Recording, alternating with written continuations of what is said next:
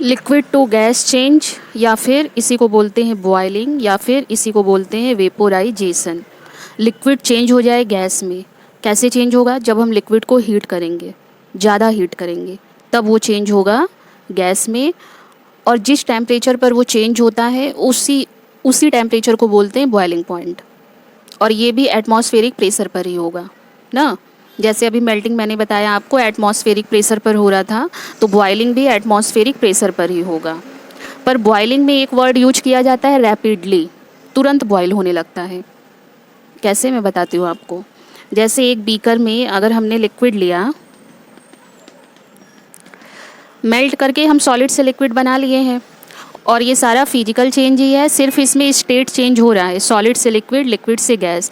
Test, colour, composition, ये सारी चीज़ें चेंज नहीं हो रही है। इसीलिए ये जो चेंज हो रहा है मेल्टिंग और बॉइलिंग, इसको हम फिजिकल चेंज कहते हैं। इसमें सिर्फ फिजिकल स्टेट चेंज हो रहा है, कोई भी केमिकल स्टेट चेंज नहीं हो रहा है। फिजिकल चेंज, केमिकल चेंज मैंने बताया है आपको पहले के वीडियो में, तो सिर्फ इसमें फिजिकल चेंज हो रहा, कोई भी केमिकल चेंज नहीं हो रहा। अगर एक बीकर में लिक्विड को लेकर इसको हम हीट करेंगे, तो पहले क्या होता है कि लिक्विड के पार्टिकल्स के बीच में जो बॉन्ड है, एक बॉन्ड होता है। अभी बॉन्ड वर्ड आपको समझ में ना आए, अभी 9th में हैं आप, अभी और आगे की क्लास में पता चलेगा किस में क्या बॉन्ड होता है। फोर्स ऑफ अट्रैक्शन होता है। लिक्विड के पार्टिकल्स मूव तो करते रहते हैं, पर फिर भी इनके में एक फोर्स ऑफ अट्रैक्शन होता है, तभी ये पास पास है ना। वरना मैंने गैस की प्रॉपर्टी आपको बताया था कि वो पूरा उन गैस के पार्टिकल्स के बीच में ना के बराबर फोर्स ऑफ अट्रैक्शन होता है। इसीलिए गैस जब किसी बर्तन में रखा जाता है तो ऊपर से बंद करके रखा जाता है, पर लिक्विड को ढक्कन लगा के बंद करके रखने की ज़रूरत नहीं है, अगर आपको उसमें कुछ गिरने का डर नहीं है तब ना। तो लिक्विड जब हम स्टार्टिंग में हीट देते हैं, तो पहले लिक्विड के जो पार्टिकल्स के बीच में स्ट्रॉन्ग फोर्स ऑफ अट्रैक्शन है वो वीक होता है। जो ये मोशन कर रहे हैं ना, तो जब हम हीट देते हैं तो वो और फास्ट मोशन करने लगते हैं, उनका कोलिजन और बढ़ जाता है। स्टार्टिंग में यही काम होता रहता है। अब उनके बीच में जो बॉन्ड है वो ब्रेक होता रहता है, अट्रैक्शन फोर्स वीक होता रहता है। जब तक हम हीट देते रहेंगे यही काम होता रहेगा। लेकिन रैपिडली, अचानक से ये बॉयल होना स्टार्ट होगा और वेपर बनकर उड़ने लगेगा। स्टार्टिंग में जब आप पानी को गर्म करिए, आप इसको कर सकते हैं घर पर एक्सपेरिमेंट, उसमें कन कन की ऐसी आवाज़ आती है। नीचे के पार्टिकल्स गर्म होकर ऊपर जाते हैं, ऊपर वाले पार्टिकल्स, ठंडे पार्टिकल्स नीचे आते हैं, फिर यहाँ नीचे वाले पार्टिकल्स हीट होकर ऊपर जाते हैं, और ऊपर के जो ठंडे पार्टिकल्स हैं नीचे आते हैं। इसको ईडी करंट कहते हैं। ये सब आगे की क्लास में आपको पढ़ने को मिलेगा डिटेल में बिल्कुल। इसी तरह से पूरा लिक्विड गर्म हो जाता है। मतलब जब हम लिक्विड को गर्म कर रहे हैं ना, तो उसके एक एक पार्टिकल हीट को एब्जॉर्ब कर रहे हैं, जिससे उनकी काइनेटिक एनर्जी बढ़ रही है, तभी ना वो यहाँ से ऊपर चले जा रहे हैं, और तुरंत फिर ठंडे वाले यहाँ आ जाते हैं। भगा देता है ना ये जाएगा ऊपर, तो ठंडे वाले को नीचे भगा देगा, नीचे आ जाएगा ये। यहाँ जगह खाली हो जाता है तो ऊपर के नीचे आ जाते हैं। और ऐसा कहा जाता है कि density is equal to mass upon volume. इस फॉर्मूले से जब कोई पार्टिकल गर्म होता है तो उसकी डेंसिटी कम हो जाती है, जिसकी वजह से उसका वॉल्यूम बढ़ जाता है, और मास भी कम हो जाता है, हल्का हो जाता है। पार्टिकल गर्म होकर हल्का हो जाता है और वो भाग जाता है ऊपर। और ऊपर का जो हैवी पार्टिकल है, जो अभी तक हल्का था पर गर्म वाला गया, तो उसके कंपैरिजन में वो हैवी हो गया और गर्म वाला हल्का हो गया, तो ये आ जाता है नीचे।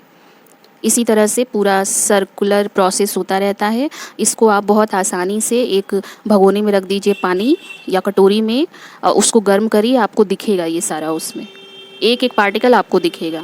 और स्टार्टिंग में सिर्फ यही प्रोसेस होता है, रैपिडली स्टीम निकलने लगता है बाहर। तो इसीलिए ये जो मैं आपको बॉयलिंग बताऊंगी, तो इसमें मैं बार बार आपको बोलूँगी रैपिडली रैपिडली, जबकि मेल्टिंग में रैपिडली नहीं होता है। जब हम किसी चीज़ को मेल्ट करने के लिए रखते हैं तो ये प्रोसेस धीरे धीरे होता है। आप फ्रिज से बर्फ़ निकाल के रखेंगे, तुरंत मेल्ट होकर सारा पानी नहीं बन जाएगा, धीरे धीरे होता रहेगा वो।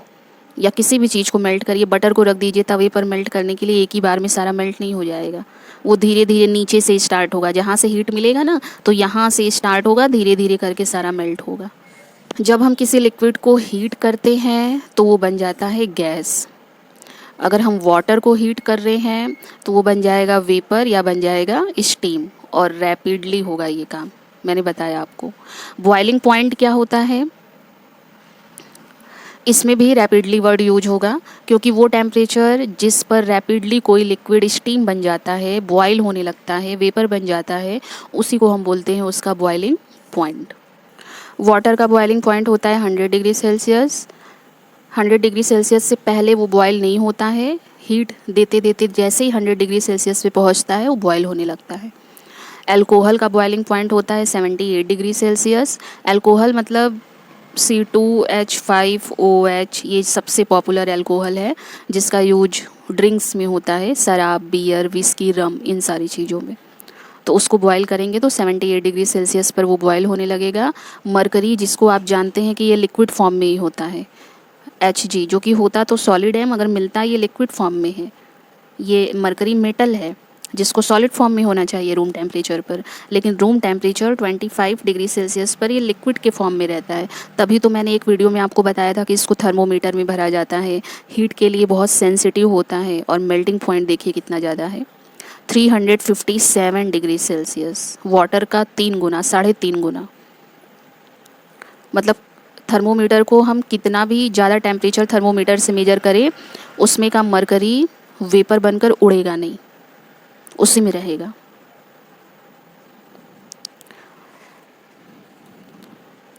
बॉइलिंग पॉइंट से हम मेजर करते हैं फोर्स ऑफ अट्रैक्शन को। इसका ये मतलब हुआ कि जिसका बॉइलिंग पॉइंट जितना ज़्यादा है उनके पार्टिकल्स के बीच में फोर्स ऑफ अट्रैक्शन उतना ज़्यादा है। जिसका बॉइलिंग पॉइंट जितना कम है तो उनके पार्टिकल्स के बीच में फोर्स ऑफ अट्रैक्शन उतना कम है। स्टार्टिंग में ही मैंने आपको बताया कि ये फिजिकल स्टेट है, फिजिकल स्टेट चेंज हो रहा है, सॉलिड से लिक्विड, लिक्विड से गैस। सॉलिड से लिक्विड को मेल्टिंग बोलते हैं, लिक्विड से गैस को बॉइलिंग कहते हैं। और ये सारा फिजिकल चेंज ही है, केमिकल चेंज नहीं है, सिर्फ उसका स्टेट चेंज होता है, सॉलिड से लिक्विड, लिक्विड से गैस, बस। बॉइलिंग कैसे होता है कि जब हमने एक बीकर में लिक्विड को लिया और जब हम इसको हीट कर रहे हैं तो इसके पार्टिकल्स के बीच में, जब हम इसको हीट कर रहे हैं तो इसको मिल रही है हीट एनर्जी,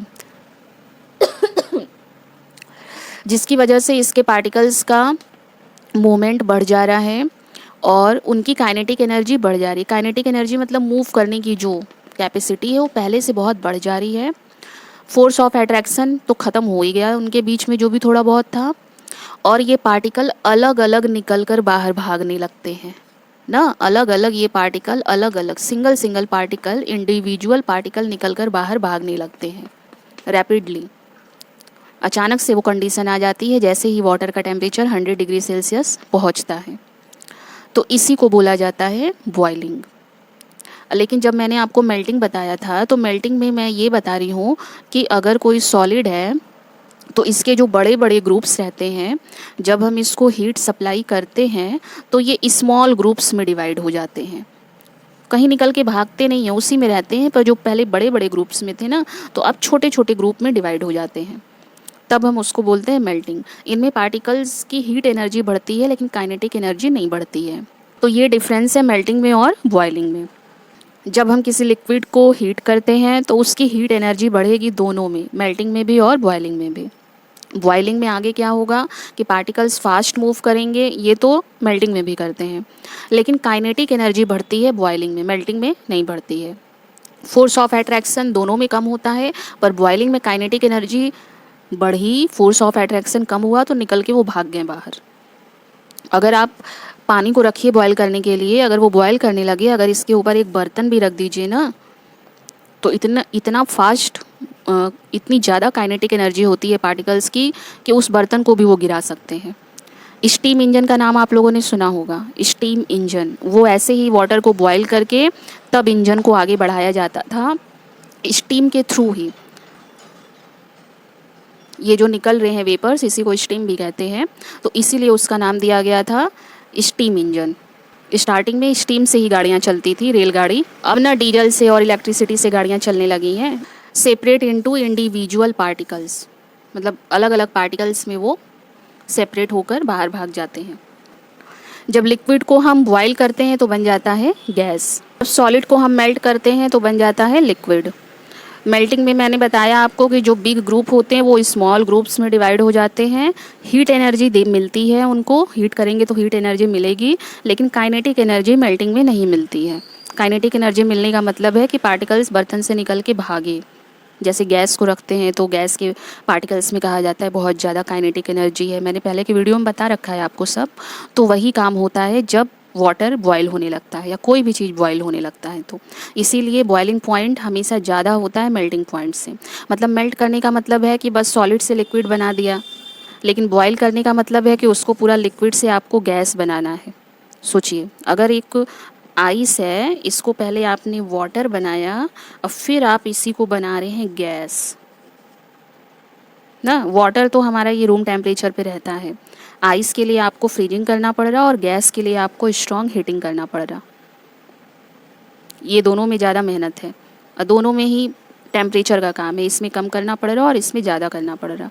वाटर ही एक ऐसा नेचुरल सब्सटेंस है जो कि तीनों फॉर्म में रहता है, सॉलिड, लिक्विड, गैस, और आराम से आप इसको देखते हैं डेली लाइफ में। इससे अच्छा एग्जाम्पल केमिस्ट्री में सॉलिड, लिक्विड, गैस का नहीं मिलेगा।